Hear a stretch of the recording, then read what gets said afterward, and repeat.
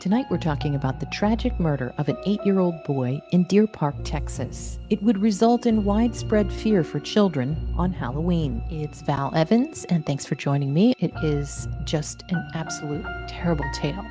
It was October 31st, 1974. This is basically the headline. Father is charged in Halloween death. This was front page of the Houston Chronicle in 1974. It's because it was so unbelievable. As a forensic astrologer, we look for these early clues first. And so the first thing that I probably would look at is, of course, poison. So there's going to be a Neptunian theme here. And there's also going to be the asteroid for poison. Interesting that they lived in Deer Park, Texas. The sickening story of Ronald Clark O'Brien, known as the Candyman, and the man who killed Halloween will send shivers down your spine. Houston-born O'Brien worked as an optician. So I look at optician, I think of Aquarius. In his case, it was an evil optician, and lived with his wife, with whom he shared 2 kids. You can see Black Moon Lilith in Aquarius in young Timothy's birth chart. O'Brien was convicted of killing 8-year-old Timothy on October 31st after filling pixie stick straws with potassium cyanide, which the youngster collected whilst trick-or-treating in the local neighborhood. O'Brien was known in his local community in Deer Park, Texas, as a normal model citizen. He was the deacon of a local Baptist church. Church, religion, think of Neptune again. Neptune is going to be strong in these charts, and that's where he sang in the choir, Taurus. But behind the mask, formed by the church and his esteemed qualifications, O'Brien had a secret. The eye doctor was a whopping $94,000 in debt. Oh no, anxiety creeps up on me. The extreme financial problems had him seeking a drastic way out. On the fateful night, O'Brien, along with Timothy and Elizabeth, went trick-or-treating with neighbor Jim Bates and his 2 children.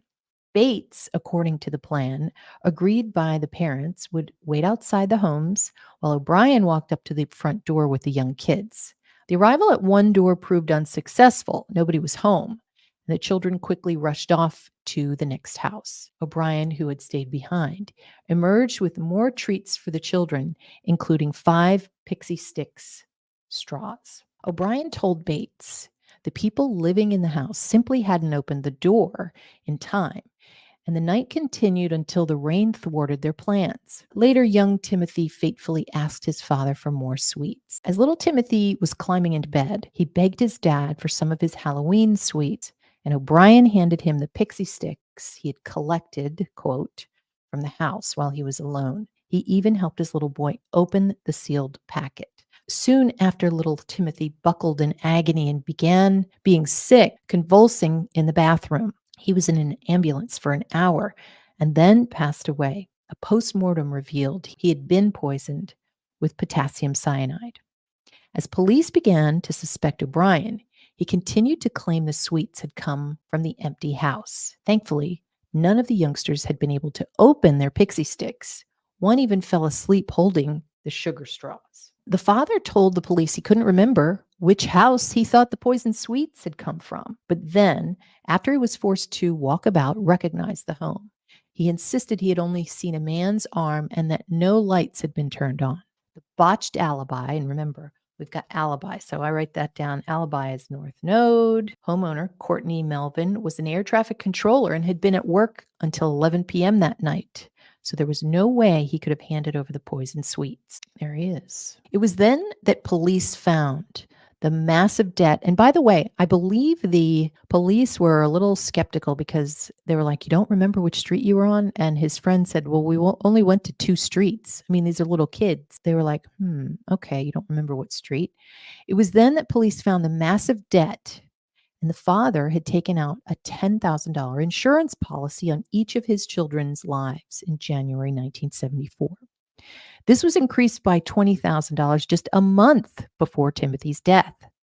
And just days before the murder itself, O'Brien further increased the premium by $20,000 on each child. Despite pleading not guilty to all 5 charges, it took the jury just 46 minutes to find him guilty and then just over an hour to sentence him to death. And there he is. Until the day he died, O'Brien claimed his young son had been killed by a mad poisoner, a local urban legend of a figure who hands out poisoned candy. It took the jury 46 minutes to find him guilty. We were all shocked that someone would kill their own son, their own flesh and blood, for a lousy $40,000 life insurance policy. Former Harris County Assistant District Attorney Mike Hinton, who prosecuted the case, said. Before his execution on March 30th, 1984, O'Brien said, "What is about to transpire in a few moments is wrong. However, we as human beings do make mistakes and errors." Crazy story. And I believe there's some other background too to this. The background with the wife was she thought he had been acting a little weird up until the days of his crime. And she also believed that she initially was the target. But at the last minute, I think it was weeks leading up to the crime, they went to some insurance office and she decided, we can't afford this. So I'm not getting an insurance policy out on myself. And so that's why they did for the son, but not for her. So in a sense, she was able to save her own life, but at the same time, I'm sure led to immeasurable guilt. Here's Ronald Clark O'Brien. And this is a really interesting chart. Look at how his ascendant is at 18 degrees. This is basically who you are, what you look like, how people see you. 18 degrees. This is within 3 degrees of Leo at 15 degrees. And that is probably the worst fixed star or point in the zodiac, as they say. So that doesn't help the matter here. And of course, it's not always going to be one point that makes one a murderer. It's a collection of things. But we've got Leo here. You can tell, just look at his hairline on the left. That's a typical Leo type of, hairstyle. Or sometimes it's a little bit balding, but still a lot of hair there. It's one of these things where you see so many planets, like this is a huge stellium here. It is a fated chart from what I believe when you see just a collection of planets, one by one, inside houses and inside the zodiac sign. It can be very dangerous because there's just so much energy there.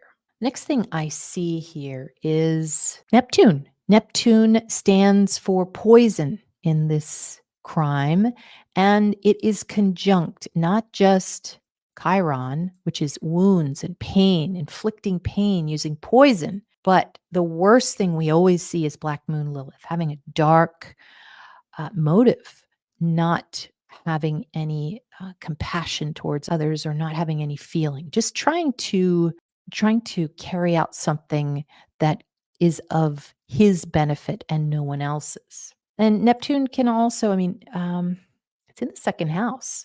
So that's another big, big clue there, because the second house would be money, insurance money in the second house. I'm going to talk in a second about Antigone, which is a family scandal. And you can find a list of my asteroids on forensicastrologer.com. The forensic astro, Grace, helped me with that. So thank you, Grace. We've got a couple of things here. Always going to see a stellium in Scorpio, Moon in Scorpio, Venus in Scorpio. And we also have Mars in Scorpio. So anytime we have Mars and Moon conjunct, if we have Mars in Cancer, If we have Moon in Aries, it's going to be part of the recipe often of perpetrators because there's an abusive quality. Mars and Moon in Scorpio, that is, abuse, death, homicide. Now, the actual term is filicide, killing one's own child. And Antigone is right here at the top of the chart. It's conjunct Uranus. Shocking Uranus, family scandal, which is Antigone. I'm going to look at his progress chart in a minute, and we're going to see where Antigone is. We also have the name asteroid Timothy, which is at 29 Scorpio. So would show that it's a critical degree. The person is weak. It's like a retrograde. At the very end of Scorpio, isn't it interesting that 29 Scorpio also represents astrology? People would be looking at this from an astrological standpoint. The moon is at 18 degrees. So moon 18 in Scorpio, it's pretty bad. We have part of fortune in the 12th with North Node. So part of fortune shows that it's very hard unless there's some kind of when you have part of fortune in the 12th, it's very hard to make a success out of yourself. Now, you could still have something like this, and maybe you might have a partner that's very successful, and so that kind of saves the day in a sense. But in his case, it is pretty bad there. North Node next to it. North Node is an enhancer. So if this was in a better house, it could mean a lot of success. In the 12th house, it means a lot of debt. This was something that he would just have to deal with, would be the debt. 12th house is tough that way when you have that. Pluto, another enhancer planet in Leo, again, a lot of debt. Pluto is lots and lots. Pluto also means homicide. And in Leo is family. So wanting to secretly, 12th house, kill his family. And sextile Uranus, he was quick about it. 10th house, it was for all to see.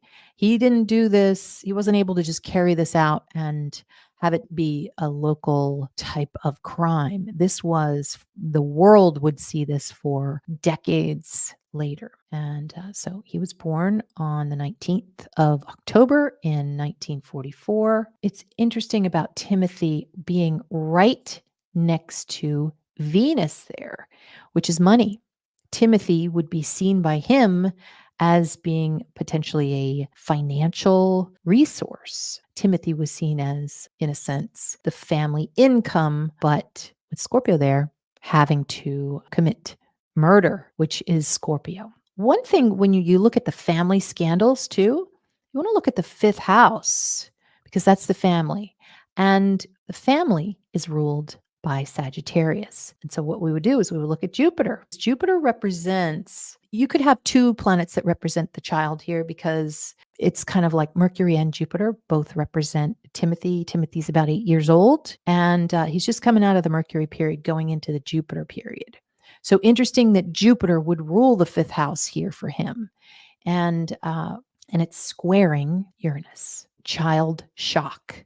And of course, the child is in the 2nd house of income.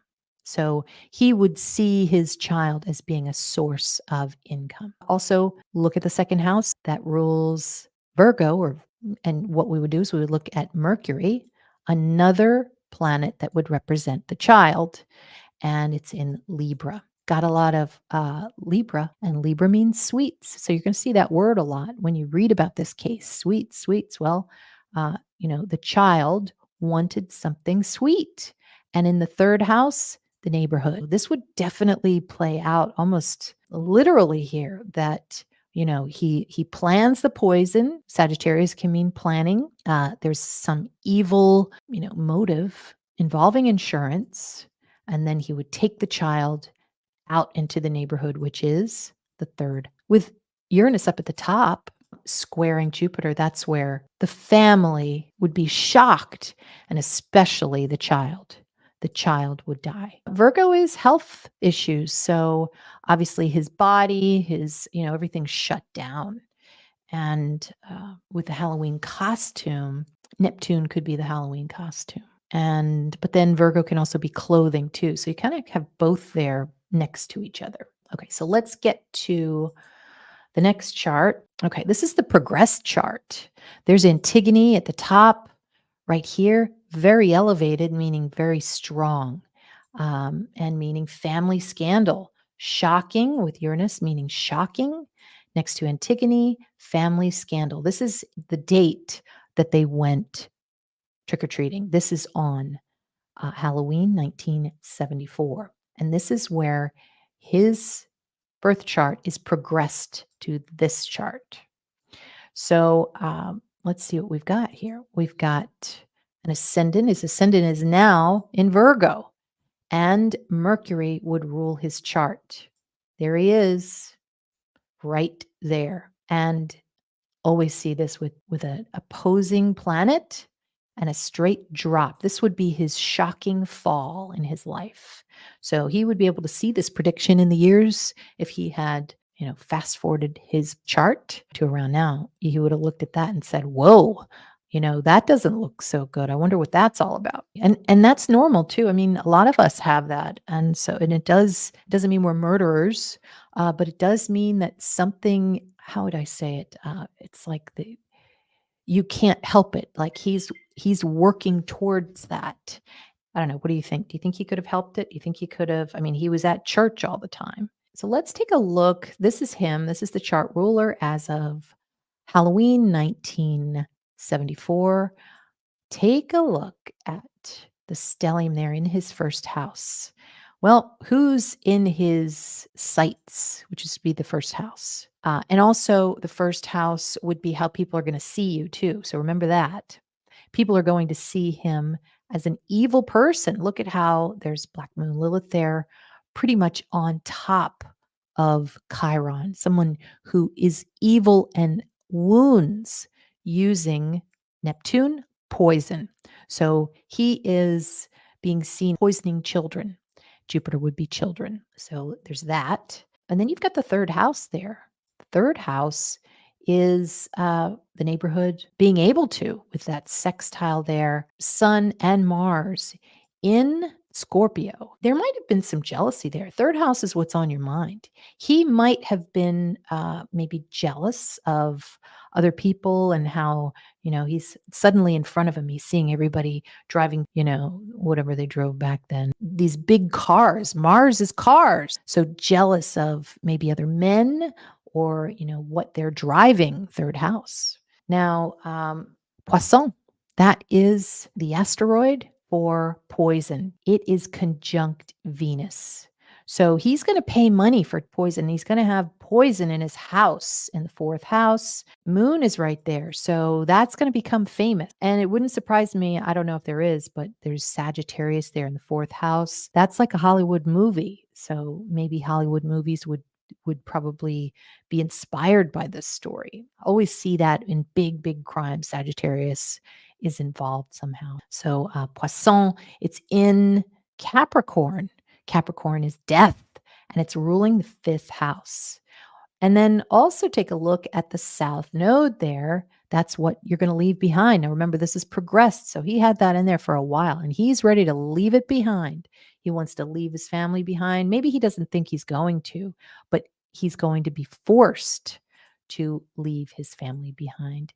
And south node can also, if you're not easily letting go something, it can be of great despair. South node can mean despair. The other thing is you've got Saturn retrograde. Saturn can mean father. He is the father in the 10th house. Everyone sees him as a father that is not right, retrograde. Somebody who is not at full capacity, I don't want to say bad because we all have a lot of things that are retrograde in our chart, but this is for all to see, and he's in detriment. He's also in Cancer. Saturn in Cancer is death of a home, death in general, because the moon that rules Cancer is the mortal enemy of Saturn. So Saturn in Cancer, not a good place to be. You've got death in the home. There was a really crazy story about when they got home, and he had stapled that cyanide, those pixie sticks, together so hard that one of the kids that had one couldn't open it. It was the last thing he wanted to eat before he went to bed. And so one of his parents woke him up the next morning and he had been cradling the pixie sticks next to him because he couldn't open it. So it saved his life in a sense, that staple. So we have Poisson, we have Timothy there. Timothy being right there at the end of this opposition would mean his downfall as well. And with Mercury could be two Timothys in a sense, or maybe Timothy and a friend. Maybe they looked alike. You've got the trine to Pluto, where it was in the 11th house. Pluto is homicide. He was killed. And then there's a point of Thales. I don't know if you can see that, but here, and there, it's fast. The homicide was very fast. And here's little Timothy. I'd be interested in finding out what he was for Halloween. Conjunct Mercury. There was just a lot of Gemini types of things. There was a group of pixie sticks. That could be it too. Antigone is so interesting there too, because it moves up to the top of the chart. So this is when it's very strong, right? I put transit, but this is his birth chart. So this is just his birth chart. Look at how Mercury is at 22 degrees. Mercury represents who you are when you're a child, and Jupiter represents who you are 6, 7, 8. You start to get into Jupiter. But I really think that he was dealing with both planets because he's moving from, at this point in his life, at this age, he's moving slowly from Mercury to Jupiter. So I think you could say both. 22 degrees in Pisces, which is poison. And you've got Jupiter, it's squaring both Mercury and Saturn. Squaring Saturn is difficult, especially at 22 degrees. So you've got Mercury and Saturn conjunct 22 degrees in Pisces. That's just amazing. And then on top of it, you've got a trine to Neptune, which is, of course, poison. It's kind of crazy. And what is it? It's in the 8th house of Scorpio. In Pisces and Aries. Let's look at Dad. There's a couple of planets for Dad. Saturn, of course. Dad is a killer, 22 degrees. 22 didn't help. It was kind of like underlining. It was a confirmation, second, third confirmation that he would be killed. Opposition to Uranus, shock, death. Pluto, homicide. Shocking homicide, opposing a stellium. I mean, you could add all of these planets up together and say that it opposes Pluto and Uranus. The South Node is what you're going to leave behind. In the 8th house, it's just a scandal. It was a big scandal. It was poison. It was a murder. The 4th house is Gemini. That's what represents Dad. So you've got Saturn representing Dad, and your 4th house Lord represents Dad. The MC represents your mom. So Jupiter would represent his mother, who just adored him and loved him. Isn't it interesting that Mercury, again at 22 degrees, so can also represent the father, and Mercury is the thief. He's basically trying to take money in order to create the lifestyle that he wanted. So very difficult when you have a lot of Pisces. Whenever you have something in Pisces, like I said, it's to disappear. So shows father disappeared sometimes. Father is can disappoint you if it's in Pisces. So the moon is in Libra. Libra, again, that's Candy opposing Aries. Mars is a man, 20 degrees is homicide, the homicide degree, and 15 degrees is being assassinated. So you can really see a lot with the degrees here, 15 degrees opposing the moon. All this kid wanted was to go to Halloween, but look at what the moon represents. It is the Lord of the 5th house of family. So his family would give him great trouble and ultimately lead to his death. So Jupiter's really interesting there in Gemini, means a group of kids. So right as he was being poisoned, look at, oh my God, this is so interesting. You've got the father. Okay. You could even say that it's him, but let's say it's the father here, and it's squaring a group of kids. That's nuts, which happened because he was trying to poison all of the kids. And again, this wasn't the transit chart. This was just the birth chart. But let's look at his transit chart for 1974. Little boy, and you've got a lot of planets up here, including Mars in the 8th house. Okay. A lot of energy there. Uranus in Libra was the case at the time. So, for everybody, they were shocked because of that Halloween candy, which would be represented by Libra, which means sweet. He's got Pluto transiting through his 7th house, and it's more or less conjunct the moon, which would be his home. And this would also be contacting that opposition to Mars, too. So this is going to be a big, big deal for him with that opposition with Mars. Somebody is fighting him. He is in a war he doesn't even know he's in. We also have Saturn, and it's moving through the 5th house, which is very difficult. And it's in Cancer. So means Saturn plus moon, which represents Cancer, it means death. So it can also mean sadness and despair of the family. Neptune is right in his 9th house, 9th house of headlines. North Node is right next to Neptune. That's a lot. North Node or Rahu, it's an unbelievable amount. So expansive amount. So you have that next to Neptune. That's tons and tons of poison. And it would be written about in the 9th house. Mercury was in retrograde. So usually, when someone carries out a crime during Mercury retrograde, and we saw how Mercury represented the father because he was that thief, that he wouldn't be able to get away with it. So conjunct Uranus, the shocking thief. Lots of stuff about insurance here too. So let's not forget that, just so much Neptune in the 8th house. 8th house is insurance too. There was an insurance policy. It was paid to his mother. I always see Black Moon Lilith, and when it's conjunct a planet, it's always a problem. And remember that optician, Aquarius. So look at the evil Black Moon Lilith in Aquarius. So evil optician is in his 12th house. I wonder who that could be. Venus it rules Taurus, and natally conjuncts his Black Moon Lilith. So bad food, and he ate it. Trines Uranus, so he ate it fast, and it took effect fast. Okay, the other thing too is Saturn can represent father, and there's a square to Mars. Remember, Mars is the police, and so he's squaring with them, and this is the transit chart. So Mars is here too, the transit Mars, and that is trining, that evil optician. You can see that Dad is having a hard time because of that square with Mars and with Chiron. So this is the crime chart.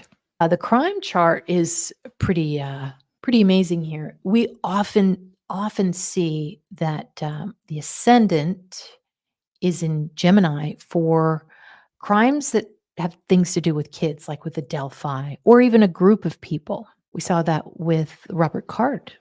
There was a group of people that were killed. So a group or a child, that makes sense there. So the ruler of this chart would be Mercury.